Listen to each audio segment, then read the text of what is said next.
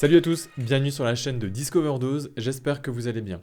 Aujourd'hui, on va tester un produit de la marque Anker. Et généralement, quand on parle de Anker, on pense tout de suite à des chargeurs ou à des batteries pour téléphone portable. Et c'est vrai qu'initialement, Anker était vraiment focalisé là-dessus. Sauf que depuis quelques années, la marque s'est diversifiée et elle a ouvert une filiale dans l'audio appelée Soundcore. Et tout doucement, cette marque Soundcore commence à se faire une solide réputation d'une très bonne qualité audio, mais à frais raisonnables. Et j'ai donc avec moi ici le Soundcore Live Q30, le tout dernier casque de Soundcore qui est sorti il y a quelques mois. C'est un exemplaire de test que Soundcore m'a envoyé pour que je puisse vous en faire un test. Donc j'ai pas été payé pour vous faire cette review. Elle sera complètement objective, et de toute façon vous allez vite le comprendre, j'ai énormément de points positifs à dire dessus, mais il y a aussi du négatif. Mais avant d'attaquer en profondeur le test de ce Soundcore Live Q30, eh bien je vous invite à vous abonner à la chaîne si ce n'est pas encore fait, ça serait vraiment génial. Pour commencer, juste un petit point assez rapide sur le packaging, puisqu'on y retrouve un câble jack, un câble USB-C pour la recharge, mais aussi une pochette de protection, une case qui est solide et en textile, et pour un casque à 70 €, clairement c'était une attention qu'on n'attendait pas forcément de la part de Anker, mais clairement j'en suis très content, surtout qu'on voit qu'à plus de 500 €, Apple nous la donne même pas. Une bonne impression qui continue sur le design même du casque, puisqu'on y retrouve une bonne finition, avec une majorité de plastique, mais l'arceau est lui intégralement en métal, avec un toucher très froid qui renforce un petit peu l'aspect premium. L'arceau lui est bien rembourré et il permet un bon confort, même s'il est quand même assez volumineux et qui ne donne pas forcément une sensation de taille raisonnable.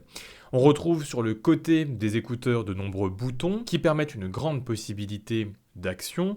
On y retrouve aussi d'un côté la prise casque, donc une prise jack, et de l'autre une prise USB-C. Et assez rapidement, quand on prend le casque en main, on se rend compte de cette forme ronde de ces deux pads, de ces deux écouteurs, avec ici en surface le nouveau logo de Soundcore, un logo qui est présent depuis un petit peu moins d'un an sur l'intégralité de la gamme, un logo assez graphique, assez simple, ici avec une légère surface brillante, couleur un petit peu cuivre, c'est assez propre et assez bien intégré. Et quand on regarde d'un petit peu plus près, on se retrouve avec deux pads en mousse, une mousse qui est un petit peu à mémoire de forme, ce qui est vraiment un très bon point pour le confort du produit. Après, malheureusement, ici, on est sur une surface en simili-cuir, une surface qui, si on la porte assez fréquemment, eh bien, il faut s'attendre à dans 2-3 ans avoir un simili-cuir qui commence un peu à mal vieillir, à s'effriter. Bref, c'est pas très beau, c'est pas très hygiénique de tout de suite pouvoir transpirer sur la mousse.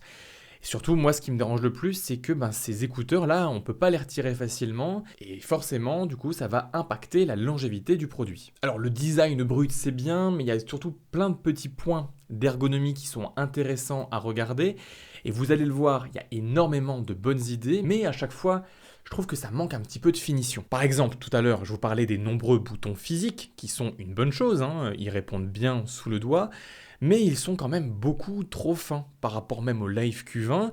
Ici, on est un petit peu sur des petites tiges en plastique, et ils sont assez uniformes, ils se ressemblent un peu tous, et au quotidien, on a quand même assez rapidement tendance à se tromper dans ces boutons. Pire, à l'allumage et à l'extinction du casque, il faut appuyer sur le bouton de démarrage pendant 7 secondes. Et 7 secondes, c'est vraiment long.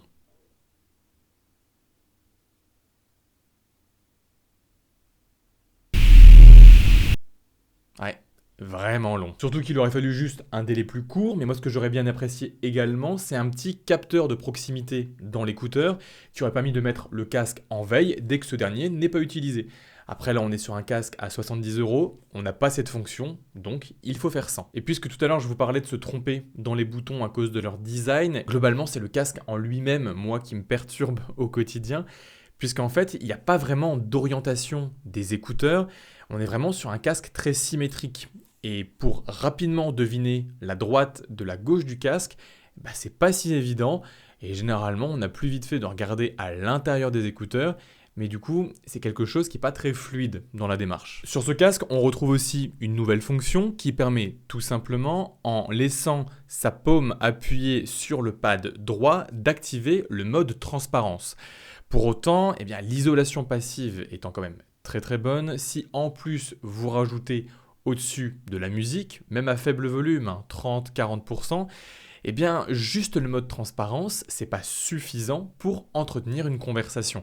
Ce qui aurait été pertinent, c'est juste en appuyant comme ça sur le pad de l'oreille, de permettre de réduire le volume et d'activer le mode transparence. Là, juste le mode transparence, eh ben, ça fait un petit peu doublon avec le bouton multifonction qu'on a à l'arrière de l'écouteur. Après, c'est le point principal d'un casque audio, c'est tout simplement la qualité du son qu'il en sort. Là, je vais pas vous mentir, c'est une vraie claque que Anker m'a mis dans la gueule. Le son est vraiment excellent, très très bon, avec de bonnes basses, une bonne spatialisation. Il est vraiment percutant sur pas mal de notes et en plus dans l'application, vous avez un égalisateur qui vous permet de vraiment mettre le son à votre sauce. Moi franchement ce casque m'impressionne énormément au niveau de la qualité du son. Alors on n'est peut-être pas encore au niveau de Sony ou de mon Sennheiser que j'ai par exemple ici, mais pour plus de 2 fois moins cher que mon Sennheiser Momentum 2, eh ben on est quand même ici sur une qualité qui s'en approche énormément. Et c'est vraiment perturbant de se dire qu'aujourd'hui, pour 70 €, on peut avoir cette qualité de son. Une grosse mise à jour donc de la qualité du son par rapport aux anciens modèles, qu'on retrouve aussi au niveau des micros qui, même s'ils ne sont pas extraordinaires, permettent maintenant d'entretenir assez facilement une conversation. Ça m'est arrivé par exemple d'entretenir de longues audios juste avec les micros du casque, sans difficulté de me faire comprendre par mes interlocuteurs, ou même soulever que j'avais un casque sur les oreilles, donc ça c'est un super bon point. Concernant la qualité des micros, j'enregistre ici avec les micros internes de mon Samsung Galaxy S20 FE. Et là on se retrouve sur le micro interne du Soundcore Live Q30, je dis bien le micro, puisque même s'il y a plusieurs micros situés autour du casque, notamment pour la réduction de bruit active, dans ce mode de retransmission vocale pour les appels ou encore ici les enregistrements, il n'y a qu'un micro qui fonctionne et il est situé ici, sur l'oreille droite. On retrouve forcément ici une réduction de bruit qui, comme d'habitude chez Anker, marche particulièrement bien.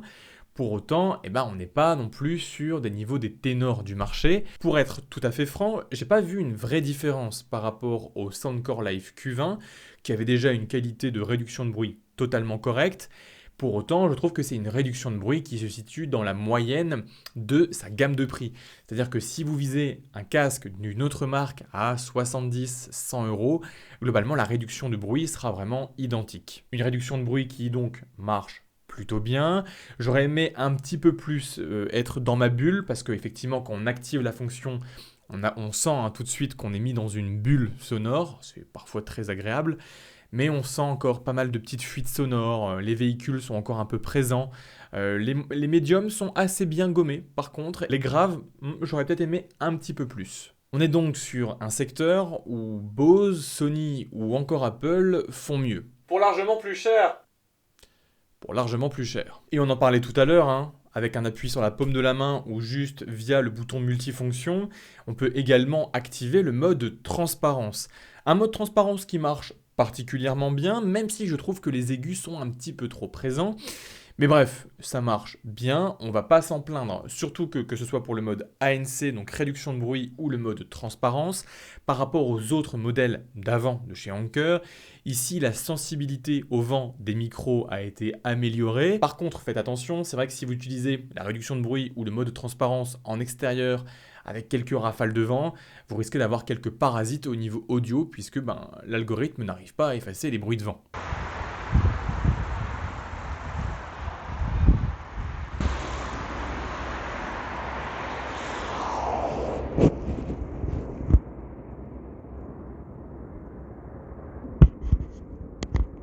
Transparency.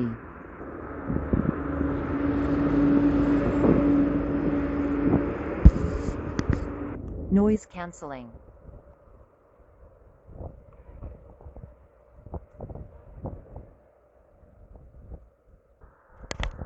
Normal. Des modes qu'on peut activer et paramétrer dans l'application mobile, une application qui est toute nouvelle chez Soundcore puisque les anciens modèles n'y avaient pas accès. Ici, on retrouve une application qui est donc unifiée chez Soundcore avec les écouteurs, les casques et les enceintes nomades. Une application qui est très épurée, avec 2-3 fonctions assez plaisantes, mais on n'est clairement pas au niveau de la customisation qu'on peut avoir par exemple chez Sony. On appréciera donc tout juste de pouvoir régler un petit peu l'égalisateur, mais on n'ira pas bien plus loin. Enfin, et je pense que c'est un des plus gros points positifs pour ce casque, c'est l'autonomie, puisque Anker promet plus de 40 heures d'autonomie sur ce casque, et globalement, c'est totalement respecté. C'est-à-dire que vous pouvez passer plus d'une semaine à écouter de la musique en fonction des heures que vous passez par jour dessus, mais dans mon cas, on est sur environ 10 jours d'écoute de musique sans pour autant devoir recharger le casque. Et si c'était le cas, vous pouvez utiliser le port USB-C. Oui, enfin de l'USB-C sur des produits à moins de 100 €.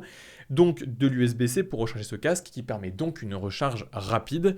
Bref, une autonomie qui est très bonne, un port USB-C, ça c'est très bien, et une recharge rapide.